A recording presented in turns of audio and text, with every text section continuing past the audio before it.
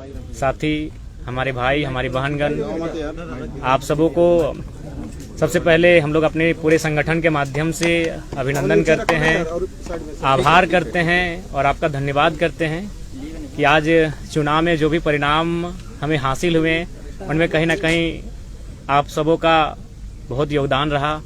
आप सबों ने हम जैसे नौयुवाओं को अपने चैनल में स्थान दिया, हमारे विचारों को गांव-गांव तक लेकर जाने का प्रयास किया। इसके लिए आप सबों का हम लोग तहे दिल से आभार प्रकट करते हैं, अभिनंदन करते हैं। और साथ ही साथ आज ही हमारे 18 जून है, यानी एक साल पहले ही हम लोगों ने राजनीतिक इलेक्ट्रल पॉलिटिक्स में कदम रखने का घोषणा किए थे, फैसला किए थे बलियापुर की मिट्टी से। तो आज साल भर हुए, उसको भी लेकर हम लोग शुभकामनाएं सबों को। और साथ ही साथ झारखंड के तमाम मतदाताओं को आभार करते हैं जिन्होंने हमें पहले चुनाव में फर्स्ट अटेम्प्ट में एज ए हमारे सभी प्रत्याशी निर्दलीय लड़े और उनको लगभग 8.5 लाख के आसपास मत प्राप्त हुए। इसके लिए पूरे झारखंड के जनमानस का आभार व्यक्त करते हैं। और साथ ही साथ हम गिरिडीह से उन तमाम पोस्टल बैलेट के माध्यम से मत देने वाले तमाम मतगणना कर्मियों का आभार प्रकट करते हैं, क्योंकि वहाँ मैक्सिमम जो होते हैं वो मैक्सिमम ही सबके सब एजुकेटेड लोग होते हैं, सब सरकारी नौकरी, अर्ध सरकारी नौकरी को करने वाले लोग होते हैं। और उन्होंने सबसे ज्यादा मत मेरे पक्ष में किया है, लगभग 5000 मत मुझे मिले 10,000 में। तो तमाम मतगणना कर्मी जिन्होंने मतदान किया है उनका एक बार पुनः विशेष आभार, और बाकी इस राज्य की जनता का बहुत बहुत आभार जिनके माध्यम से आज हमें एक हौसला मिला है, एक नई ऊर्जा मिली है। और साथ ही साथ हम लोग आशा करते हैं, उम्मीद करते हैं कि जिस उम्मीद के साथ राज्य के जनमानस, राज्य की जनता हम लोग पर आस जता रही है, उस पर हम लोग खरा उतरने के लिए आगामी विधानसभा के चुनाव में मजबूती के साथ शिरकत करेंगे। और साथ ही साथ केंद्र में जो नई सरकार बनकर आई है उनको हम बधाई देंगे, उनको शुभकामनाएं देंगे और उनसे अपेक्षा रखेंगे कि सबसे पहले जो नीट का मामला सामने आया है, जिसको लेकर काफी चर्चाएं हो रही है, पूरे देश में माहौल गर्म है, इस नीट में जो समस्याएं आई इनका समाधान किया जाए। क्योंकि आज लाखों करोड़ों युवाओं का भविष्य इन परीक्षाओं में तय होता है, इन परीक्षाओं के माध्यम से अपने भविष्य को तय करते हैं। तो जो नई सरकार देश में बनकर आई है उनसे मेरी अपील होगी झारखंड के तमाम मीडिया हाउस के माध्यम से कि इस समस्या का निदान हो। और साथ ही साथ जो भी हमारे प्रत्याशी जीत कर आए हैं, मैं उनसे इस बात की अपील करूंगा कि वो पूर्वाग्रह की राजनीति ना करेंगे, वो किसी बूथ को गिनकर किसी के सहयोग करने की राजनीति ना करेंगे। मैं उनसे ऐसी अपेक्षाएं रखता हूं और इन्हीं शुभकामनाओं के साथ मैं झारखंड के आने वाले विधानसभा चुनाव के लिए तमाम राज्यवासियों को संदेश देना चाहता हूं कि इस बार ऐसे युवाओं का चयन करें जो राज्य के हित के साथ लड़ाई जो चली आ रही है उसको विराम लगाते हुए एक बेहतर नीति बनाई जा सके। आपकी सवाल। तो आप लोग विधानसभा में क्या रणनीति है आप लोग चुनाव लड़ने का? देखिए, विधानसभा के चुनाव हम लोग प्रयास करेंगे कि बहुमत की सीटों पे लड़े। यानी मान के चलिए हम लोग 8 लोकसभा की सीटों पे चुनाव लड़े थे, तो 8 6 48, शायद चतरा और हजारीबाग में 5-5, यानी 46 सीटें तो हमारे अंडर आ ही रही हैं। तो उन 46 सीटों पे तो लड़ना ही है। उसके बाद हम लोग जमशेदपुर में प्रत्याशी नहीं दिए थे, खूंटी पे नहीं दिए थे, गोड्डा में नहीं दिए थे। तो हमें लगता है इन 3 लोकसभा में हम लोग जाएंगे, वहाँ हमारे वोटर्स हैं, वहाँ हमारे कार्यकर्ता हैं। तो हमें लगता है कि 55 के आसपास विधानसभा सीटों पर हम लोग चुनाव लड़ते हुए दिखेंगे। तो क्या आप लोग निर्दलीय लड़ेंगे कि कुछ? नहीं, देखिए, दिल्ली इसी क्रम में गए थे। दिल्ली जाने का कार्य डेमोक्रेसी का स्कूल में भी शामिल होना था और चुनाव संबंधित इलेक्शन कमीशन से जानकारियों को भी लेना था। तो हमें लगता है 15 से 25 दिनों के दरमियान हमारी पार्टी का सिंबल भी अलॉटमेंट होने की संभावना बन जाएगी और पार्टी को रजिस्ट्रेशन नंबर भी अलॉटमेंट हो जाएगा। तो पहले इंडियन स्कूल ऑफ डेमोक्रेसी, उसके बाद JNU। जी। इस तरह के व्याख्यान का क्या अर्थ है कि जयराम राष्ट्रीय परिदृश्य में अपनी पहचान और शिनाख्त को बनाना चाहते हैं? देखिए, मेरा उद्देश्य ये रहा कि जिन मंचों में मुझे अवसर मिला, मैंने वहाँ झारखंड की, मैंने तो आशा किया था कि संसद में झारखंड के विषयों को रखा जाएगा, लेकिन अगर संसद में जाने से हम लोग चूक गए तो कम से कम उन संस्थानों तक हमारे विषय जाने चाहिए जहाँ देश और राज्य के तमाम मुद्दों पर विचार और विमर्श किया जाता है। तो उसी उद्देश्य के साथ मैंने उन आमंत्रण को स्वीकार किया, चाहे इंडियन स्कूल ऑफ डेमोक्रेसी का मामला हो या फिर JNU का मामला हो। और साथ ही हम लोग वहाँ एग्रीकल्चर यूनिवर्सिटी भी गए थे, वहाँ के भी तमाम रिसर्च स्कॉलर से मिले जहाँ झारखंड के भी युवा हैं। तो वहाँ जाने का उद्देश्य यही था कि हम झारखंड के विषयों को उनसे साझा कर सकें और उन विषयों पर निदान कैसे हो, आने वाले विधानसभा चुनाव में हमारी स्ट्रेटेजी क्या हो, उन विषयों पर बात करने के लिए। विधानसभा चुनाव आप लड़ने जा रहे हैं, तो आपका मुद्दा फिर क्या होगा? देखिए, विधानसभा का चुनाव राज्य के मुद्दों पर आएंगे। राज्य का सबसे ज्वलंत मुद्दा अभी छात्रों की निराशा है और छात्रों की जो हताशा है वो हमारा एक महत्वपूर्ण मुद्दा रहेगा। हम लोग सरकार में आते हैं तो सबसे पहला हमारा प्राथमिकता जो रहेगा कि इस राज्य में नियमित परीक्षाएं होंगी और फ्री एंड फेयर एग्जाम लिए जाएंगे। अगर उसमें किसी प्रकार की गड़बड़ी होगी तो उसमें उच्च से उच्च पदाधिकारी क्यों ना है, उन्हें बिल्कुल बर्खास्त किया जाएगा। उनके साथ किसी प्रकार की कोताही नहीं बरती जाएगी। जयराम, आप पहली बार लड़े चुनाव, 8 लाख से ज्यादा वोट आपके उम्मीदवारों को मिला है। आजसू पार्टी जो है वो अब एक तरह से अगले विधानसभा चुनाव तक का जो है रोड मैप उन्होंने जारी किया और उन्हीं इलाकों को वो फोकस कर रहे हैं जिन इलाकों में आपकी अच्छी खासी पैठ रही, वोट आपको मिला है।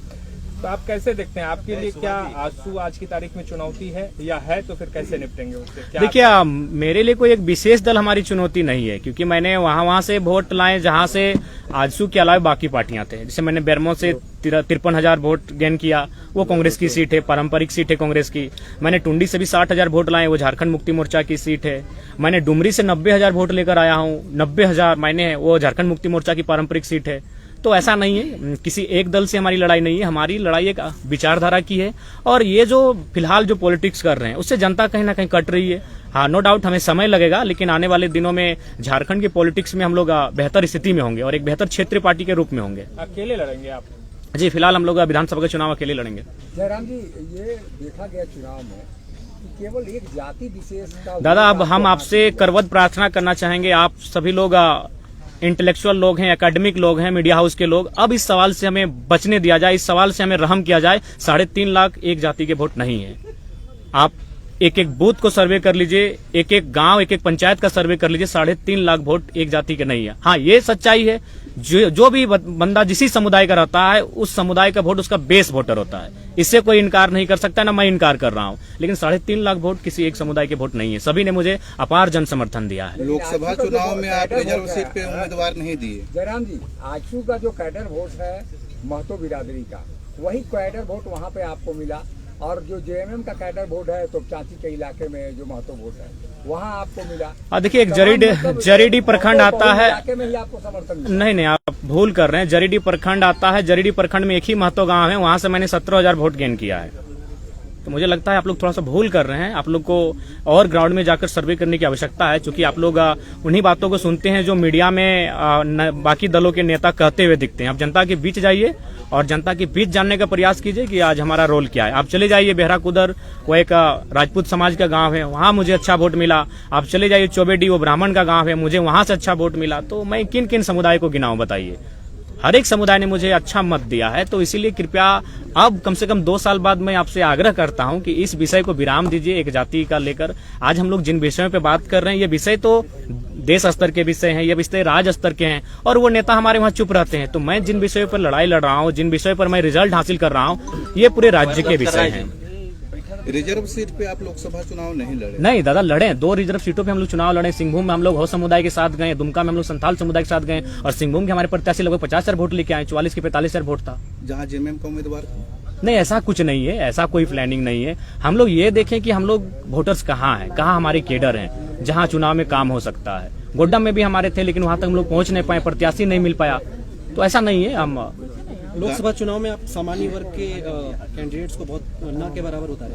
देखिए, एक्चुअली देखिए, लोग विधानसभा चुनाव में दिखेंगे निसंदेह। हम लोग गोड्डा के लिए भी प्रीफर किए थे कि उस सीट पर हम लोग सामान्य प्रत्याशी को रखें, लेकिन नहीं प्रत्याशी सामने आया। देखिए, सामान्य वर्ग कहीं ना कहीं थोड़ा सा आज के मैंने डेट में भी संपन्न है, तो इसलिए थोड़ा सा लेट लगे। उस समुदाय के बीच हमें आने में थोड़ा लेट लगेगा, लेकिन वे भी दिल खोल के तैयार हैं कि ये बच्चे जो आ रहे हैं राजनीति में, उनका स्वागत करेंगे। तो निसंदेह सामान्य वर्ग के लोग भी हमारा स्वागत करेंगे, उनके बीच भी हम लोग जाएंगे। गांडे उपचुनाव भी था, फिर क्यों नहीं लड़े उस पे? गांडे उपचुनाव हम लोग इसलिए नहीं लड़ पाएंगे, लोकसभा का चुनाव भी उसी तारीख को था और हम लोग नहीं मैनेज कर पाए, क्योंकि हमारा व्यवस्थित कोई टीम नहीं था, और व्यवस्थित टीम नहीं होने के कारण हम लोग इन चीजों को हैंडल नहीं कर पाए। एक अच्छा मौका था, क्योंकि आपके समर्थक आपको मुख्यमंत्री के तौर पर देखते थे। चुनाव लड़ेंगे।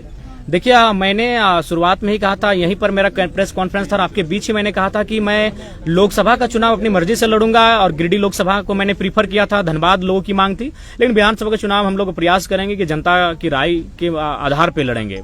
तो फिलहाल तय नहीं हो पाया, लेकिन उम्मीद है कि यह बहुत जल्द तय हो जाएगा कि विधानसभा का चुनाव हम कहां से लड़ें। जयराम जी, युवाओं को काफी अपेक्षा आपसे उम्मीद है, और वो लोग शिक्षा को लेकर, जैसे पेपर लीक हो रहा है उसको लेकर आपसे काफी उम्मीद रखते हैं, और चूंकि आप चुनाव लड़ चुके हैं तो आगे की क्या रणनीति होगी आपको? देखिए, 2018-21 का डिग्री अभी तक नियुक्ति नहीं किया गया। देखिए, उन सब विषय पे हम लोग लगातार मुखर होकर बोले हैं। आज हमारे बीच हमारे बड़े भाई देवेंद्र जी बैठे हैं। चुनाव के दौरान इनको लगभग 15 दिन जेल के भीतर रहना पड़ा, तो कारण वही था पेपर लीक का मामला। तो देखिए, जहां तक हम लोग का सामर्थ्य है, जिन विषय पर हमने देखिए, लड़ाई दो तरीके से लड़ी जाती है, या तो सदन के भीतर या तो सड़क में धरने के माध्यम से। तो हम लोग अगर सदन में नहीं तो सड़क से तो लड़ाई लड़ ही रहे हैं, सड़क से तो लगातार अपनी आवाज को बुलंद कर रहे हैं। हमारा जो सामर्थ्य है उन चीजों पर हम लोग कभी पीछे नहीं हटे, हम लोग कभी भी आवाज उठाने से, यहाँ तक आज मेरे ऊपर भी 13 FIR है, एक भी व्यक्तिगत FIR नहीं है। FIR क्यों मिला है? न किसी कंपनी में धरना देने के लिए, किसी को मुआवजा दिलाने के लिए, किसी को नियोजन दिलाने के लिए। तो ऐसा नहीं, हम लोग तो जनता के लिए अपना सर्वस्व निछावर कर चुके हैं। उतना छोड़िए, आज हम लोग घर का दृश्य नहीं जानते कि मेरे घर का दृश्य क्या है। घर में न जाने कितनी प्रकार की घटनाएं घटी, लेकिन हम लोग घर तक नहीं जा पाए, घर तक कदम नहीं रख पाए। हम लोगों ने सब कुछ अपना झारखंड को ही परिवार माना है, झारखंड को ही अपना घर माना है, और पूरे झारखंड वासियों के लिए हमने अपना सर्वस्व निछावर करने का प्रयास किया है। जयराम जी लगातार बोलते हैं कि पैसा वाला हम लोग नहीं है, तो आप लोग कैंडिडेट्स का नाम घोषणा कब कर रहे हैं? चूंकि जो विधानसभा चुनाव है उसमें समय देखिए, सबसे पहले बात मैं आप सबों से भी एक बार आग्रह करूंगा, चूंकि आप लोग का प्यार मिला, इसके लिए हम लोग हकदार भी थे। क्योंकि झारखंड के माध्यम से हम लोग देश की पॉलिटिक्स को भी एक अच्छा संदेश दिए कि हम लोग बिना पैसे की पॉलिटिक्स किए, तो एक बहुत सुंदर संदेश गया है। आसान नहीं है कि आप बिना पैसे से 8 लाख वोट गेन करते हैं। ये फिलहाल आज के दौर में 21वीं सदी में जिस प्रकार आज देश का माहौल है, उस माहौल में आप 8 लाख वोट बिना पैसा खर्च करके गेन करते हैं, तो ये कहीं ना कहीं बहुत बड़ा संदेश है, एक सकारात्मक संदेश है भारत के लोकतंत्र के लिए। और उस हिसाब से मैं सभी का धन्यवाद देना चाहूंगा। और बिल्कुल हम लोगों ने कहीं भी मैं अगर अपने गिरिडीह लोकसभा की बात करूं तो 2200-2300 के आसपास बूथ हैं, उनमें हमको लगता है 1200 से 1300 के बीच ही हमारे एजेंट बैठ पाए थे। 1000 बूथों पे हमारे एजेंट भी नहीं बैठ पाए थे, लेकिन वहां से हमें अच्छा वोट मिला है। तो एक तो बेहतर संकेत हम लोग दिए हैं।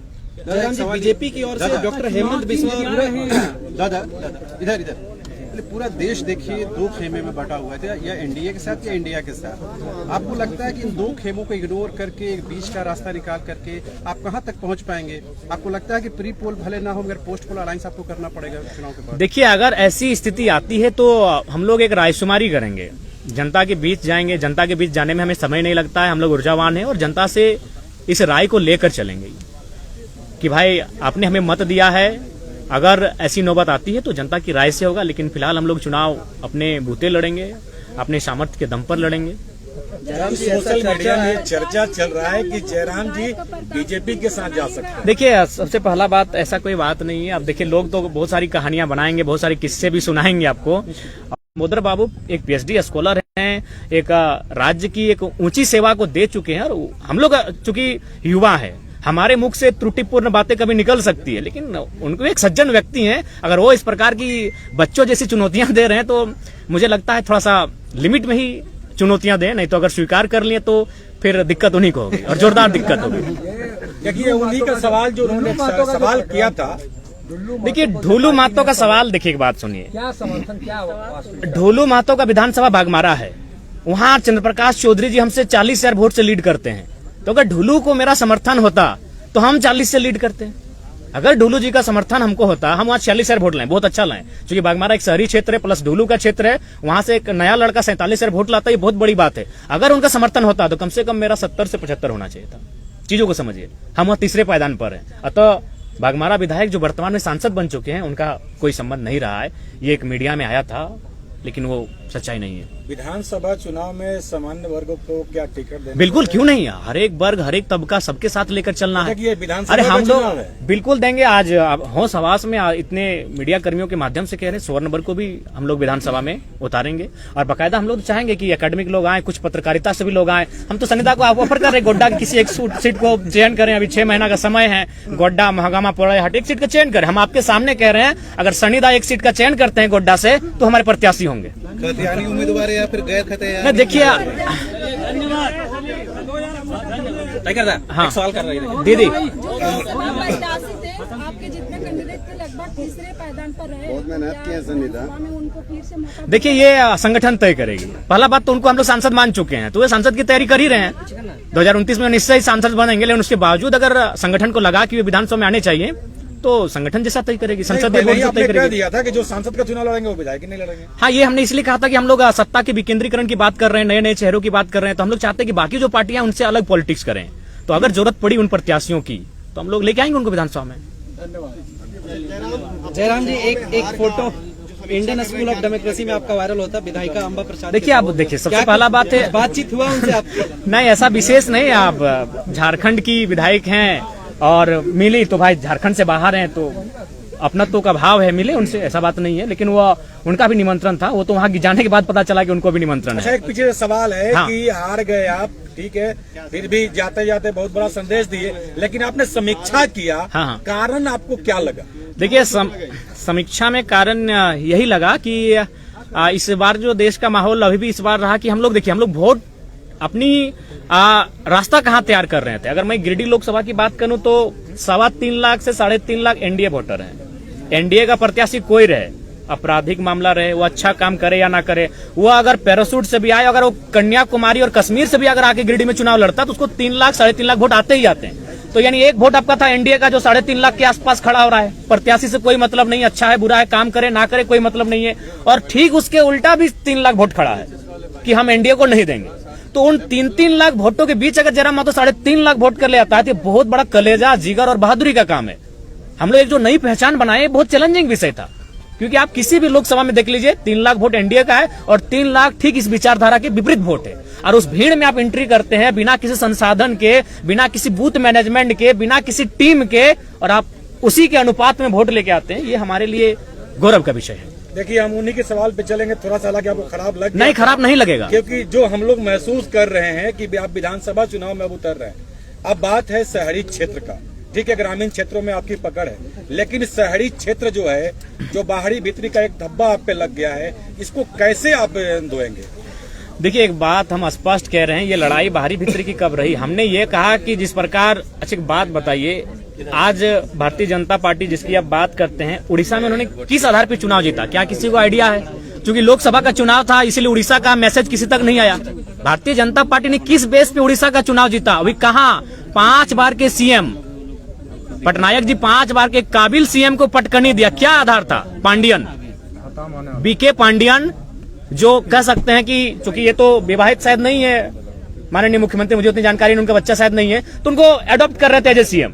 पांडियन कौन है? साउथ के हैं। बीजेपी उड़ीसा में क्या नारा देती है कि साउथ इंडियन उड़ीसा में नहीं चलेंगे। तो हम भी वही चाहते हैं कि कोई भी पूरे भारत के लोग यहाँ आए, अपना व्यवसाय करें, रहे खाएं, लेकिन नेतृत्व झारखंड के मूलवासी करेंगे। यही बीजेपी का नारा है।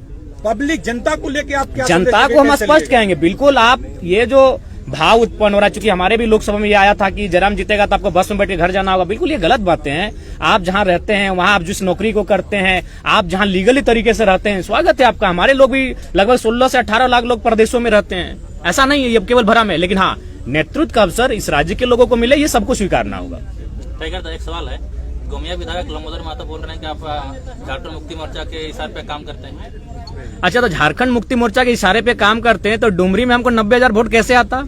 एक पीएचडी वाले व्यक्ति अगर इस प्रकार के बयान दे रहे हैं तो हमको लगता है उचित नहीं है। टुंडी में हमको 60,000 वोट फिर कैसे आ जाता? बेरमो जो महागठबंधन का सीट है वहां हमको 50,000 वोट कैसे आता? उपचुनाव में सीट नहीं, हमने स्पष्ट कहा है कि हमारा पहला चुनाव किसी की मौत पे नहीं लड़ेंगे। वहां स्वर्गीय जगन्नाथ महतो की मृत्यु हुई थी और हम लोग पहला चुनाव शुरुआत किसी की मौत से करें, ये हमारा, चूंकि हम लोग सिद्धांतिक पॉलिटिक्स करेंगे, चुनाव हार जीत से ऊपर। अगर हम लोग को केवल चुनाव ही फोकस होता तो मैं आपको बताना चाहूंगा, एक पार्टी ने तो हमको यहां तक कहा था कि अगर आप नहीं लड़ेगा तो देवेंद्र जी को मना दीजिए, आप एक लड़का हमको दे दीजिए चुनाव लड़ने के लिए, हम लोग को प्रत्याशी नहीं मिल रहा है। तो अगर हम लोग को सांसद बनना होता तो आज जयराम महतो के साथ आप नहीं बैठे होते, आज सांसद जयराम महतो के साथ आप बैठे होते, क्योंकि मुझे भी आइडिया है कि किस सीट को कौन निकाल सकता है। दोनों दलों ने हमें सीधा ऑफर दिया था, एकदम सीधा, दिल्ली से डायरेक्ट टेलीफोन था, एक से हमारा 18 मिनट टॉक हुआ था, एक से 4 मिनट 45 सेकंड टॉक हुआ था कि आप लड़िए हमारी। और ऐसा नहीं कि आप एक सीट से, क्योंकि हमने नेता नहीं रहे भैया, जनता का आशीर्वाद है, हम लोग जननेता हैं, किसी सीट से चुनाव लड़ने का मादा रखते हैं, 4-5 सीटों से चुनाव लड़ने का मादा रखते हैं। और उन्होंने वही ऑफर दिया था कि आप गिरिडीह से लड़िए, आपका मन हो धनबाद लड़िए, आपका मन हो आप रांची चले आइए। इसी से जुड़ा हुआ सवाल है, गांडे से भी आप नहीं होता है, मर्ज नहीं करेंगे अगर जीतते हैं चुनाव तो? जैसे देखिए नहीं, हम लोग हाथ जीत से ऊपर की पॉलिटिक्स करने के लिए आए हैं, कोई मर्ज नहीं करेंगे दादा। पोस्ट अलायंस पर जनता के राय के बाद हम लोग सोचेंगे, लेकिन मर्ज कहीं नहीं होगा, क्योंकि हम लोग एक ऐसी पॉलिटिक्स कर रहे हैं कि जहां हम लोग रुकेंगे आने वाली पीढ़ी वहां से स्टार्ट करेगी। देखिए पहले बात, अभी गिरिडीह अभी भी आप जाके देखिए, आप देवेंद्र दा का जहां कैंपेन वहां जाके देखिए, आज भी लोग अपने घरों में चावल इकट्ठा करके रखे हैं, आज भी लोग अपने घरों में आलू और प्याज इकट्ठा करके रखे हैं। उस विश्वास का कत्ल नहीं होगा दादा। चुनाव हार जाएंगे, क्या होगा? यहाँ जीने के लिए कोई थोड़ी आया है, लेकिन उन भरोसे के साथ उन भरोसे का कत्ल नहीं किया जाएगा। हम लोग सैद्धांतिक पॉलिटिक्स करने आए बोले तो अगर हमको अपनी महत्वाकांक्षा होती हम संसद में होते। आज हम संसद में होते। जब 3.5 लाख वोट हम अकेले ला सकते हैं, अपने दम पर ला सकते हैं, तो दोनों पार्टियां हमें टिकट कर रही थी। आराम से एनडीए और यूपीए को चयन करते किसी सीट से और निकल जाते। संसद भवन में कमरा भी मिल जाता और झारखंड की समस्याओं को उस पार्टी से रख देते। लेकिन उस भरोसे का क्या होगा जो 85 साल की बूढ़ी महिलाएं आज खाना नहीं खा पा रही हैं। हम कई बार उनसे मिलने गए कि अभी चुनाव बहुत है, हम लोग अभी 29 साल के आगे भी चुनाव लड़ेंगे। रो रही हैं, 5-6 साल की बच्चियां रो रही हैं कि नहीं कैसे हार गए टाइगर। तो उस भरोसे को हम लोग कहीं ना कहीं दरकिनार नहीं कर सकते हैं। दुनिया चौधरी को मंत्रिमंडल में जगह नहीं मिला, उसका फैक्टर जयराम महतो को बता रहे हैं। देखिए उसका फैक्टर वो स्वयं है, इसलिए स्वयं है कि उन्होंने कभी नहीं कहा कि हम लोग उनका मुद्दा क्या होगा। उन्होंने एक ही चीज कहा कि जयराम से ऊपर है राम। और स्वाभाविक है, हम लोग इंसान है, राम जी हमसे ऊपर हैं। लेकिन क्या भगवान राम के नाम पर चुनाव लड़ना चाहिए? मुद्दे हैं लड़ने के लिए, आप उन मुद्दों पे लड़िए। अब तो मैंने राम को अल्लाह को दूर रखिए राजनीति से। कब तक इस देश की राजनीति को यूं ही मतलब धार्मिक उन्मान में लोग रखेंगे? हम चाहते हैं कि पढ़े लिखे नौजवान जब आ रहे हैं राजनीति में तो कम से कम राजनीति को शुद्ध रखें। इनमें उनका स्वयं दोष है। अगर उनकी स्ट्रेटजी होती, अगर वो गांव जाते हैं तो जयराम आते हैं क्यों रणभूमि में? अगर आज माननीय सांसद महोदय गांव जाते हैं, लोगों के बीच बैठते हैं, तो जयराम महतो क्यों आते हैं? एक 29 साल का लड़का जिसका अभी तक आज 1 साल हम लोग का पूरा हो रहा है, पार्टी का मैंने निर्माण किया हुआ, 1 साल में यहाँ तक कैसे आता मैडम बताइए? कहीं ना कहीं उनकी खामियां हैं, उनको बोलिए। और साथ ही साथ सबको संदेश देंगे कि आपका जो पॉलिटिक्स करने का तरीका है उसको भी बदलिए। आप जनता से कटे हैं, आप में और जनता में अंतर है। आपका महल 18वें तल्ला पर है और जनता आज झुग्गी झोपड़ी में रहती है। आप जनता से कटे हुए लोग हैं, आप जनता के लिए काम नहीं कर रहे हैं। जो भी कर रहे हैं अपने परिवार को भरने काम कर रहे हैं। और महोदय सांसद से कहिएगा कि आप तो रामगढ़ के हैं, आप सुन रहे हैं लइयों में जमीन खरीद ली है। सॉरी, वीडियो देखा, उसमें बोल रहे थे कि ये उम्मीद नहीं था कि 3.5 लाख वोट लेकर आएंगे जयराम महतो। हम राहुल गांधी जी से बात करेंगे और उनको कांग्रेस में लेकर आएंगे और तमाम तरह की बातें जो आपको लेकर कहते हैं, इस पे क्या कहना चाहिएगा? देखिए हमको तो डाउट है कि उनका राहुल गांधी से बात होता भी है कि नहीं। तो सबसे पहले देखिए, ठीक है, सुनने में आ रहा है कि इरफान दा मंत्रिमंडल संभालने जा रहे हैं, तो पहले उनको बधाई देते हैं और उनको कहेंगे कि थोड़ा सा अब ये जो कॉमेडी वाला बात करते हैं ना, देखिए इरफान दा नो डाउट उनको लोग इसीलिए फॉलो करके रखे हैं कि दिन भर का तनाव को मुक्त करें उनको सुन के। तो उनको बोलेंगे थोड़ा आप सीरियस पर्सन बनिए। अगर आप मंत्रिमंडल में जाने वाले हैं आलम के स्थान पर, तो आपका विषय क्या होगा? अगर आपको नहीं मालूम है तो मैं आपको विषय देता हूं। आपका सबसे पहला विषय होगा कि जामताड़ा को साइबर क्राइम के धब्बे से मुक्त कराइए। सबसे बड़ा विषय आपका होगा। आपका दूसरा विषय होगा कि जामताड़ा की स्थिति देखिएगा, जामताड़ा के 95% जो पेशेंट होते हैं वो धनबाद आते हैं इलाज करने के लिए, और आप बतौलेबाजी करते हैं। आप रणधीर सिंह के साथ बतौलेबाजी करते हैं, तो कभी भानु प्रताप शाही से, तो कभी निशिकांत दुबे से। ठीक है, कटाक्ष कीजिए, लेकिन जो जेन्युइन समस्या है, जो गंभीर समस्या, उन पे बात कीजिए, उन पे काम कीजिए, उन पे रोड मैप तैयार कीजिए। तो उनको हमारा ये संदेश रहेगा। अरे ठीक है, पहले आपका ट्यून का सीट संकट में है, वो हमारे साथ आए। जयराम दा, इरफान दा तो यहाँ तक, इरफान अंसारी जी तो यहाँ तक बोल दिए कि आपकी दूसरी शादी हो गई है कहीं पे चुपके से। देखिए आप वो बोले थे मेरे वीडियो में, इसलिए मैंने आपसे पूछ दिया। नहीं, ऐसा है, ये सब निराधार बातें हैं। शादी करके आपको लगता है कि कोई मतलब छुप के रह सकता है? ये आसान बात नहीं है। ऊपर से हम लोग को 1 साल पॉलिटिक्स हुआ है भैया। इससे पहले मेरा पास्ट है, आपको मैं बताना चाहूंगा। एक प्रत्याशी जो संसद के चुनाव में लड़ रहे थे, उनकी एक टीम गई स्पेशल मेरे तुपचाची प्रखंड में, और तुपचाची प्रखंड से लगभग 150 नौजवान जिनकी उम्र थी 25 से 30 साल, उनको इकट्ठा किया, जो मेरे साथ खेलते कूदते थे, और उनसे यही सवाल किया कि यार कोई अफेयर का मैटर बताओ ना। तो उन लोगों ने एक ही चीज कहा कि उस लड़के को हम लोग बचपन से जानते हैं, उसको 2 ही जगह देखें, एक अपने गांव से बस में बैठकर कॉलेज जाना, और दूसरा शाम को आके फुटबॉल खेलना। इसके अलावा उसको कहीं नहीं देखें। तो ये चीजें भ्रामक हैं, ऐसा कोई विषय नहीं है। और होगा तो छुप के क्यों करना यार, बताइए ना समर भैया। प्रेम, किसी ने प्रेम किया है तभी हम लोग का उत्पत्ति हुआ है। यहाँ जितने लोग बैठे हैं, जितने लोग खड़े हैं, अगर एक नर और नारी के बीच प्रेम हुआ है उनके मध्य, तभी हम लोग का सृजन हुआ है। तो प्रेम से मुकरना क्या, प्रेम से इनकार क्यों करना? प्रेम करने के लिए कोई मिले तो।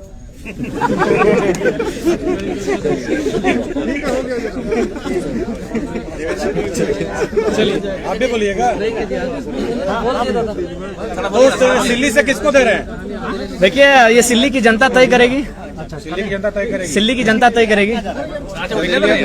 नहीं, अभी 15-20 दिन में क्लियर हो जाएंगे। तो अमित महतो के साथ ये देखिए, अगर आएंगे तो सोचेंगे, क्यों नहीं सोचेंगे? अच्छे व्यक्ति हैं, उनका विधायकी भी गया है, जहाँ मतलब कहीं ना कहीं मैंने दुर्व्यवहार से, मैंने लोगों के राजनीतिक दलों के दुर्भाव से गया है। वही FIR एक धनबाद के विधायक का था, उनको 18 महीना मिला, इनको 24 महीना केस हुआ।